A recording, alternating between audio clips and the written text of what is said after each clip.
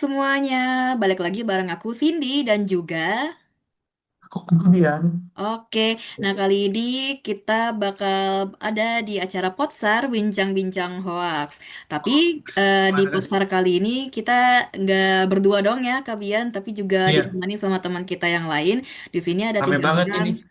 Benar, kita kita ada berlima di sini kayaknya. Boleh dong kita say hi dulu ke depan kamera buat nyapa teman-teman nih yang lagi Halo. nonton.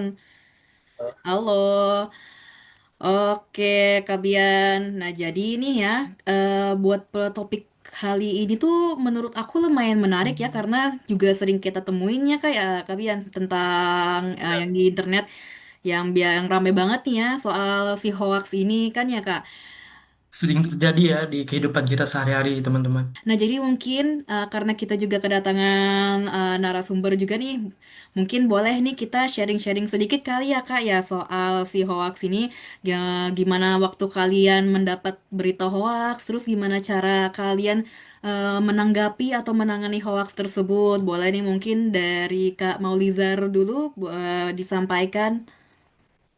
Oke. Saya Molizar di Banda Aceh, juga uh, beberapa kali mendengar hoax seperti adanya JBL Music Fest 2025, ya kan, Mm-mm. yang ternyata itu disinformasi yang itu tidak terjadi karena musik itu di Aceh kurang gimana ya, kurang susah gitu untuk Mm-mm. pengurusan perizinannya gitu. Jadi ya, itu sih ya saya tahu dan saya cross check gitu. Oke, berarti cara Kak Maulizar dalam menanggapi hal hoax tersebut dengan cross-check gitu Kak ya? Oke, kalau gitu mungkin boleh lanjut. Oke, gini nih, dari Banda Aceh, sekarang kita ke Palu. Gimana nih Kak Mm-mm. Sidik pengalamannya tentang hoax yang ada di Palu atau pengalaman Kak Sidik selama di Palu? Ada nggak berita hoax yang beredar? Ya, sebenarnya sudah cukup lama ya 2018 kemarin pasca gempa. Tapi poin yang mau sampaikan masih terus relevan. Jadi waktu di 2018 itu ada isu yang beredar, bisa dibilang isu hoax lah. Mm-mm. Informasi buat dibilang bahwa pasca gempa 2018 itu Kota Palu mau tenggelam katanya. Tapi itu hanya informasi dari di masyarakat aja gitu, dari mulut ke mulut, ada juga dari pesan berantai di WA. Nah itu terus setelah kabar itu banyak masyarakat Kota Palu yang akhirnya pindah, tidak menetap di Palu. Maksudnya untuk sementara waktu pindah. Jadi pas setelah dapat informasi seperti itu, tapi ini kan tidak resmi ya. Mm-mm. Saya dapatnya dari mulut ke mulut sama WA. Jadi tidak resmi dari BMKG misalnya, atau dari eh, apa ya, BNPB, Mm-mm. penanggulangan bencana, sama di berita-berita juga tidak diberitakan gitu.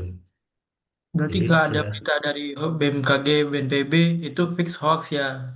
ya, sama di berita-berita online juga, di di TV nggak ada sih informasi seperti itu. Oke, Jadi oke, bisa thank you. dipastikan hoax lah gitu. Oke, thank you Kak Sidik. Gimana nih Kak Cindy, kita kemana lagi?